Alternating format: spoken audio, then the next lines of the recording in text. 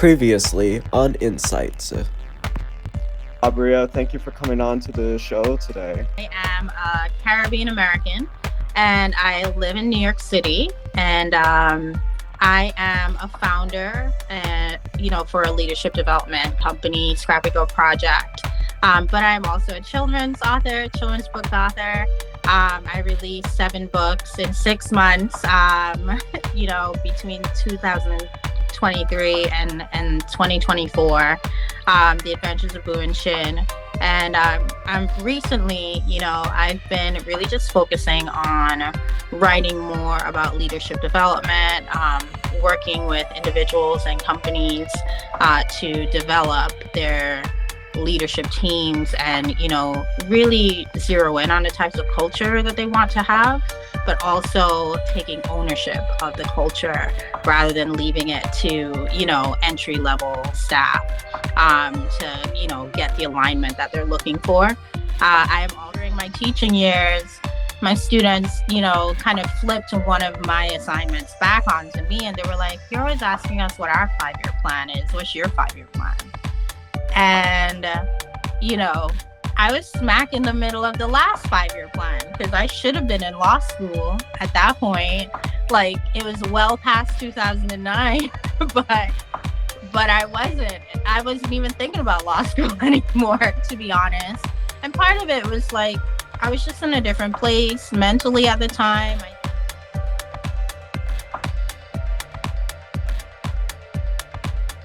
Because I had already, at that point, I had 2, advanced degrees under my belt. Like, it didn't, looking back, I'm like, it didn't seem necessary at the time. I think is like the fairest way to say it, just because, like, I think I started getting concerned that people are going to be like, "Oh, she's just showing off. Like, why does she need another degree?" kind of thing.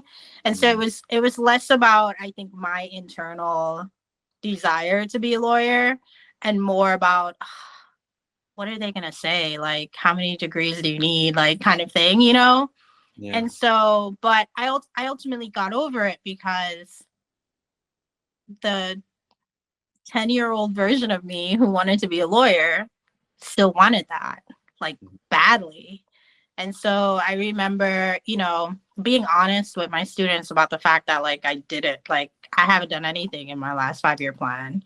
But now that you've brought this to my attention, I'm going to get to work. I'm going to, like, at least check it out and see what I needed to do. And so a lot of my, and that was like fall 2015 and spring 2017, I started law school. Wow. You're literally, it's one of the beautiful things I tell people is that leadership is a two-way street. Even as you are setting the example for the next generation to come, you also have to be open to the feedback, even if that includes critique from the ones you are supposed to be leading. That's how it was meant to be, so that way we can lead each other to something better. And you literally are an example of what that level of leadership is, just by doing that. That's incredible. Thank you. I mean, it took, I think part of it is, like, for a really long time, I've spent more time not caring what people think about me than I have caring. and sometimes that's my superpower, I think, and sometimes it's not, because I can kind of get in my own way with that mentality of, like, well, I don't care, like, whatever, I don't care what you think about me, right? And, like, on the one hand, that's very empowering, but you can't say that to people, like, it's one thing to kind of have the mindset, but especially when you're not in a position of power, right? Like, how do I balance I don't really care what you think about me, one, with, but you're in charge and you have to cut this check on my behalf. So, so all those and so it's like trying to find the balance between the two. And I will say, I still, like, definitely bias on the I don't really care if you like. I think now it's not, I don't care what you think about me. It's now, I don't care if you like me or not, but you're going to respect me and you're going to respect my hustle. You don't have to like me. We don't have to be best friends. But when we come to work together, we're going to get stuff done. Like, I'm a professional and I can know you hate my guts and still work really hard on your behalf so you can make money. What were some of the lessons that you learned from these challenges? I definitely learned that I do have authority issues, specifically bad leadership. And there's a scripture in the Bible. I'm not gonna quote the actual like verses, but it's basically like do everything that you do as unto the Lord. Not as unto, your earthly master, right? I.e. your boss, your leader, whatever. And that's something that I think it's like where my spirit of excellence comes from, where it's like everything that I'm doing, I'm thinking, you're representing God, you're representing your family, you're representing yourself. Like my name is a very unique name. You Google it, you will find me quick and in a hurry.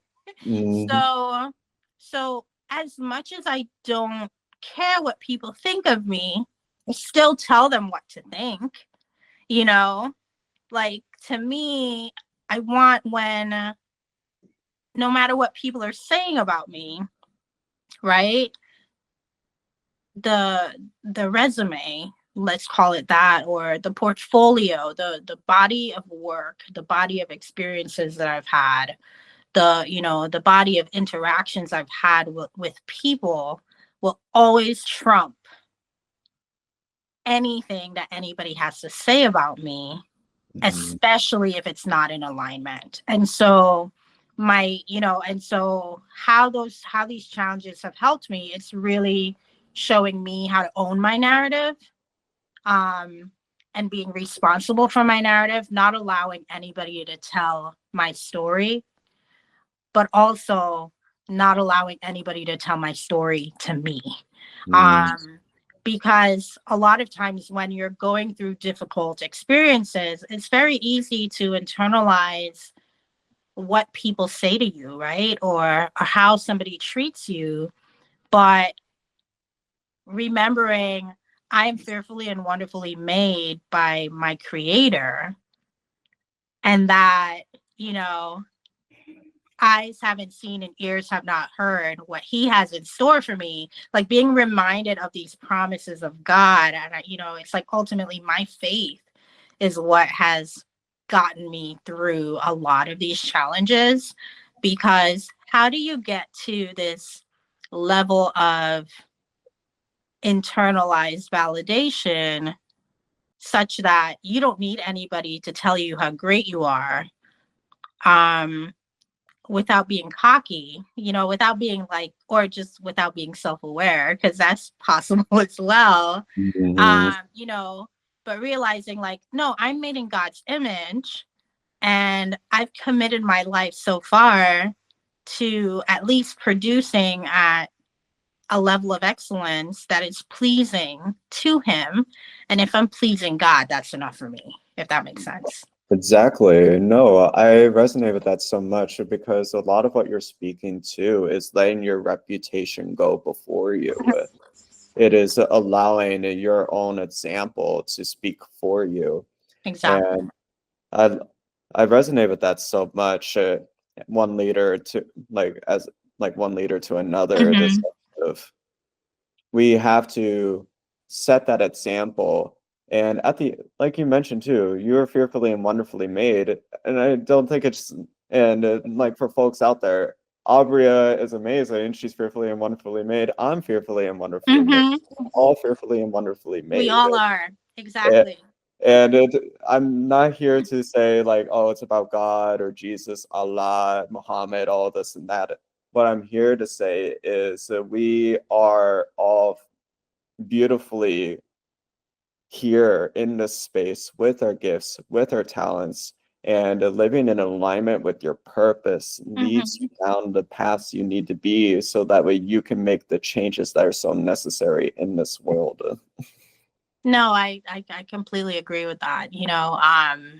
It's like I remember when so I like became a believer when I was 12 years old, and the first like 8 years of me being a believer, I was like super judgmental. Like I think I came really close to being perfect, except that I thought I was perfect. So like I killed my perfection by being prideful. So I was totally mirroring like the Apostle Paul, right? And then I didn't get something that I really wanted. And then I was like, this doesn't make any sense. This is dumb. And so I became an existentialist for like 2 years. And you know what was interesting about those 2 years is whenever things got rough, I still prayed. Yeah, it's a level of humility. Yeah, and then I remember when I like rededicated, I just kind of like, rededicated my life to Christ and, decided like that's what I, like I was going to mirror the God that walked the face of the earth. Like I was going to mirror that, right? And I remember praying this like crazy, crazy prayer. And it was, God, break my heart for the things that break your heart, and give me sight beyond which I can see, so that I can see people the way that you see them. And so like when you pray prayers like that, those are the prayers where you don't have to wait a long time for God to answer. Because like he gives you these opportunities, right? And I remember like, and even today, like all the time, it's like I could spaz out. I could be crazy, right? Like I could match other people's energy. I could do all that, but if I do that, that's not reflective of what my true desires are for myself.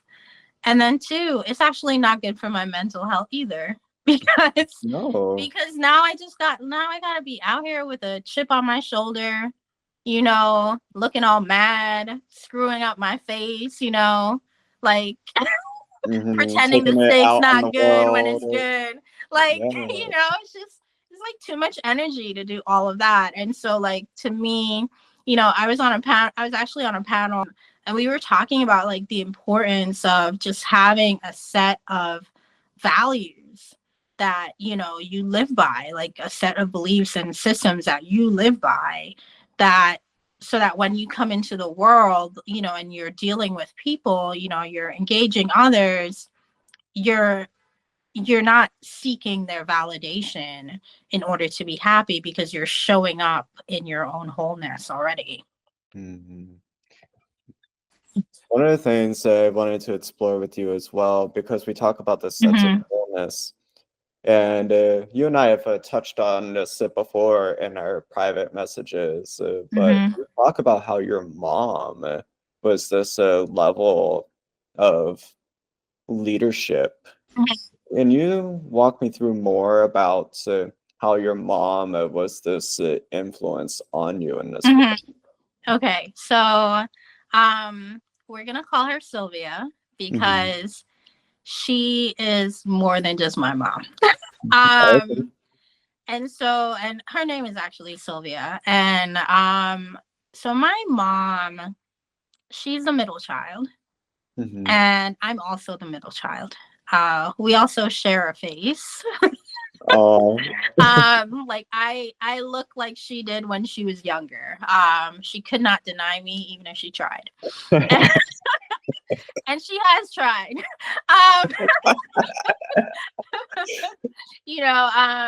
And I will say my saving grace as a kid, when she told me, she was holding on to me for my mother, who actually lived in Pennsylvania, was that can't be true because I look just like you.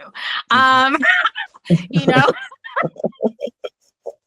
you know, and so right off the bat, like my mom has an incredible sense of humor.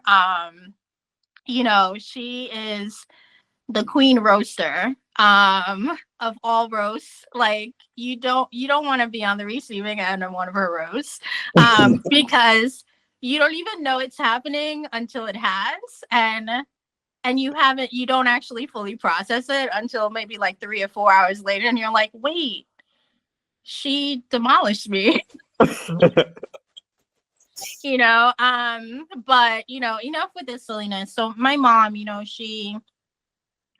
I'll start with when her and my dad split, because like that story, every time I think about, like, that's one of the things that kind of drives me. So she basically uprooted her life and moved to America. We had extended family here, but she wasn't close to the people here. Like they were strangers. So, and she came with some money, but it wasn't like she didn't come with like $100,000 to move to America, right? But she did, she was always responsible, always fiscally responsible. And so she had been saving up because she had this dream that she had to move to America so that at the time my older sister and I would have more opportunities than were available to us in St. Vincent, where we're from. And, you know, gave up the man that she loved, left her kids behind, gave up her solid job as a nurse, and came to America to start from scratch. And so I always tell people, like, my mom made something out of nothing, right? So she moved here in 1989. By, I think, in 1992, she already had her green card and was working, and then she did her state boards, so she's a nurse. And she was managing her household here in the States, the house that I was staying at, my grandma's house, and an aunt's house. Like, she was financially responsible for 3 households. Wow. And you said your mom was in Pennsylvania at the time, right? Or No, she made that up. okay, that's the part you made up. Got it. Yeah. But So she lived in New York. She lived in New York the whole time. And when it was time when she decided she wanted my older sister and I to move to the States. Oh, and I will say the other thing about her leadership is most people, when they come to the States, to sort out their paperwork, their immigration papers, at least most people that I've come in contact with, they don't do it right. Like, whether they're undocumented or, their kids come and become undocumented, my mom was really adamant about not doing that to us. And so when my older sister and I moved here, I was an American citizen when my toes touched American soil. And my older sister was a resident. And the only reason she wasn't a citizen was just because of her age. She was like past 14, and that was like the cutoff date.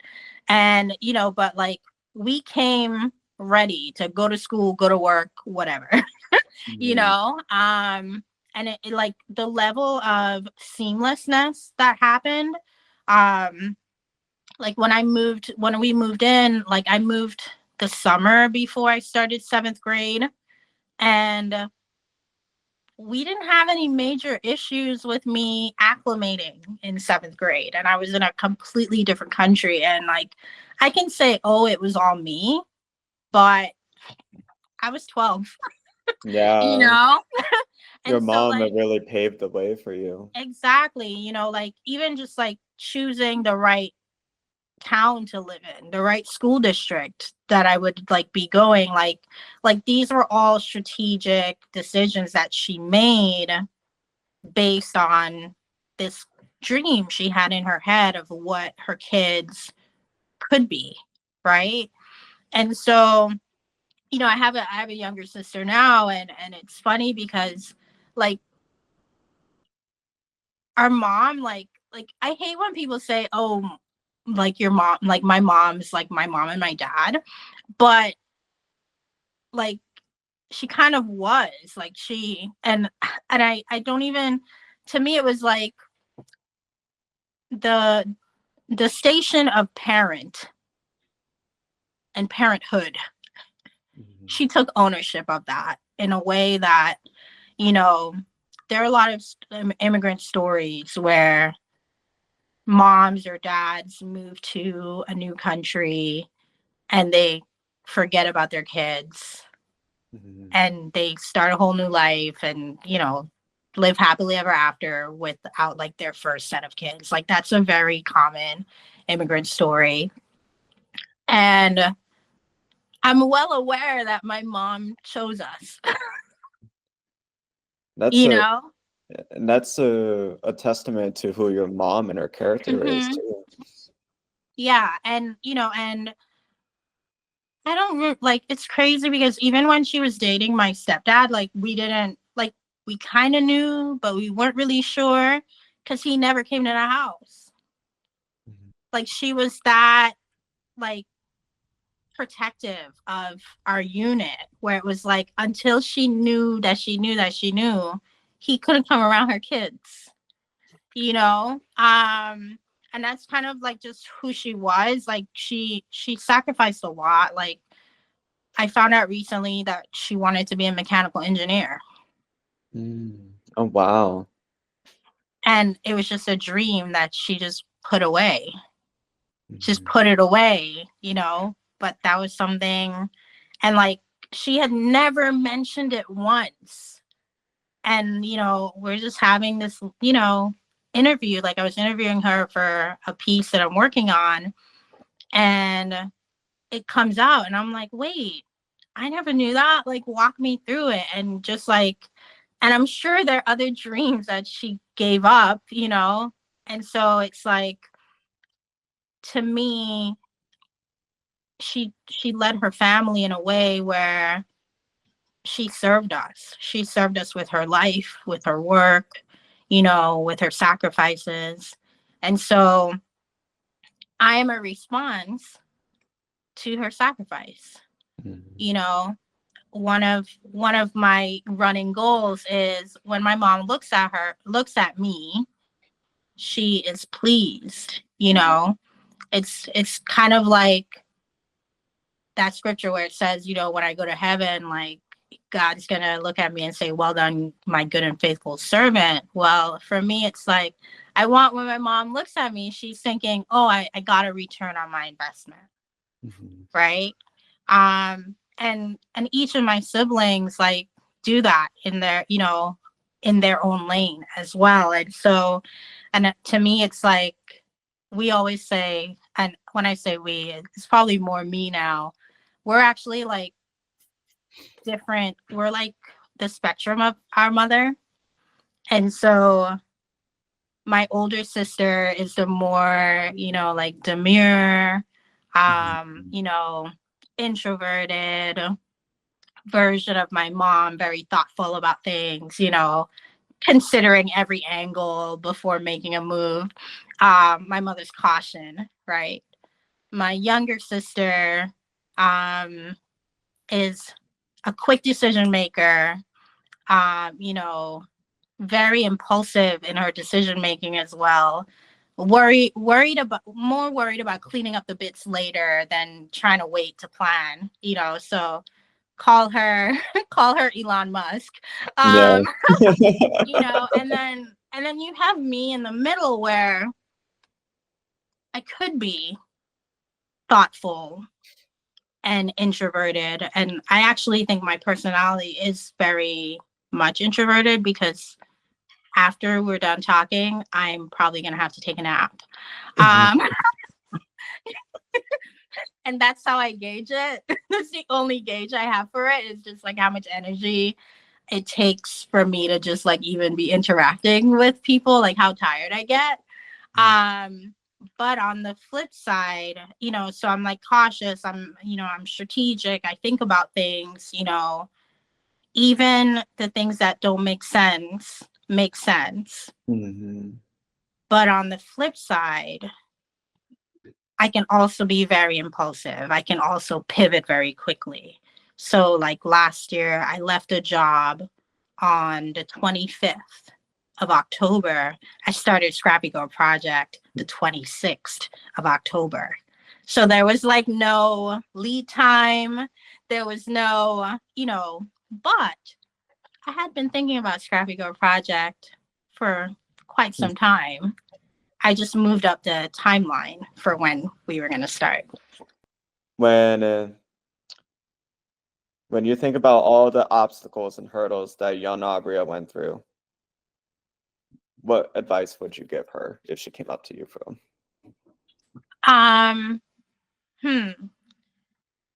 would probably tell her either take the ROTC scholarship or join or do the Air Force Academy. These were real options of mine. I was in junior ROTC in high school, and these were two real options. I would tell her to do that, and the only reason is because my first 4 years of college were unnecessarily hard because I had to work the entire time because I refused free money. And I remember my mom being like, dude, you refused free money. I'm not paying. We're not doing that. And so like if I could change anything, like I think that's the only thing I would change. But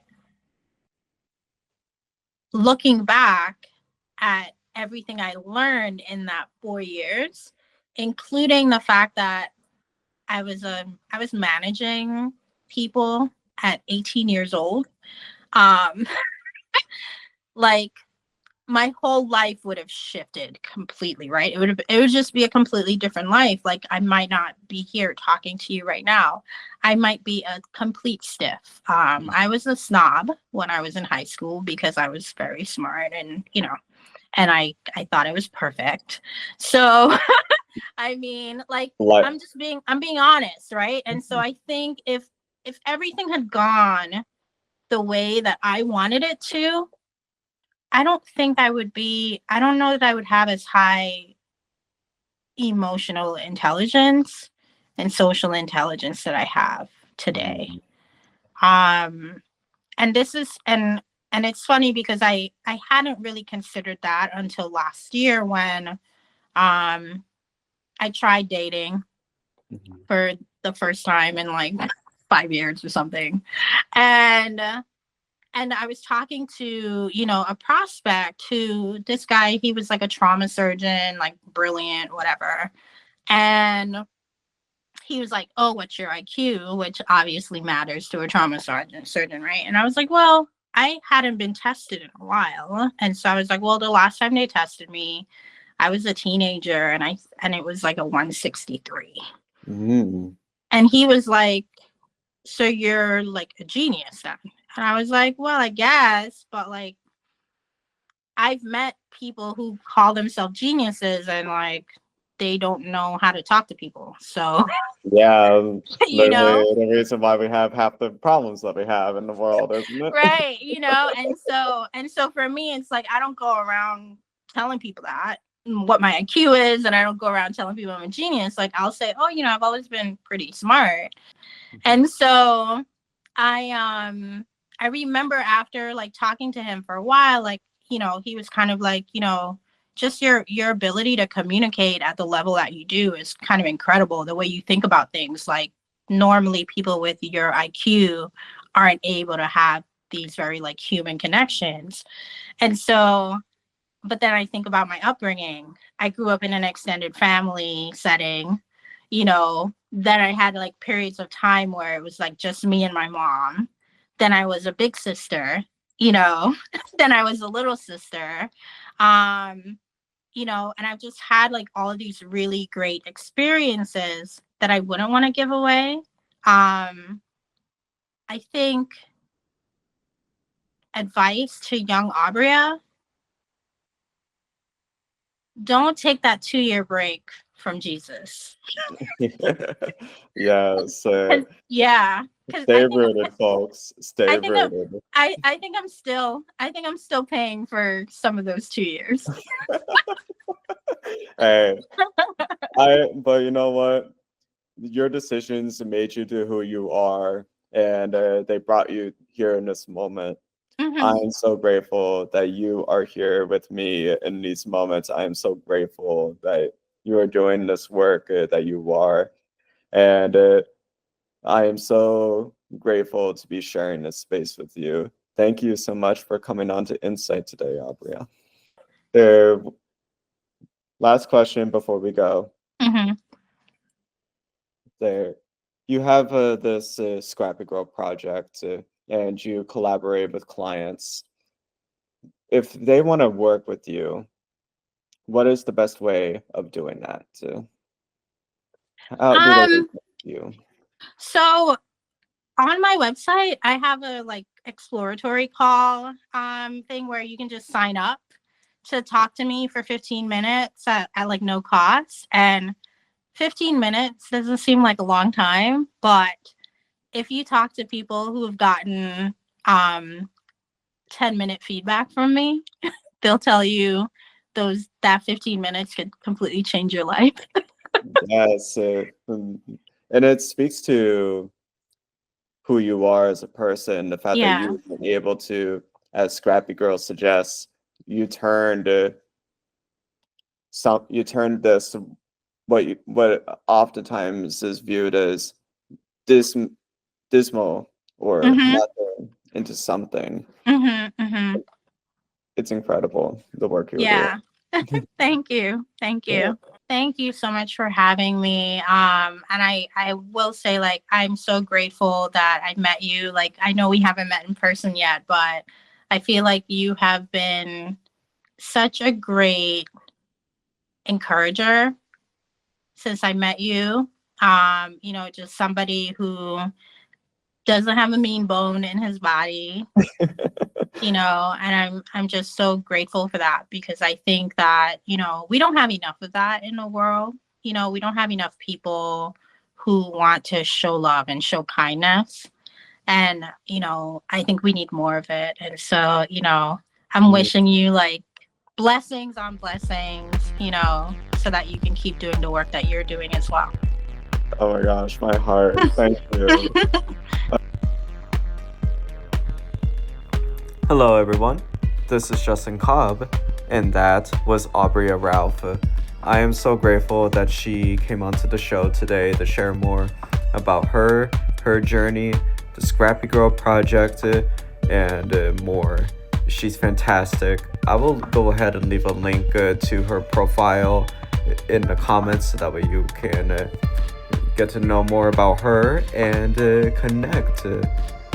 Go ahead and do that. Thank you, audiences, for tuning in to Insight. It means the world. Be sure to like it and to comment below. Let us know what you think. Be sure to subscribe to Insight so that way you never miss out on any of the latest content. Also, be sure to check out our other platforms as well, including Medium and Spotify. There's exclusive content there that you won't find anywhere else. Be sure to share insights with those you know. And thank you. And until next time, be well.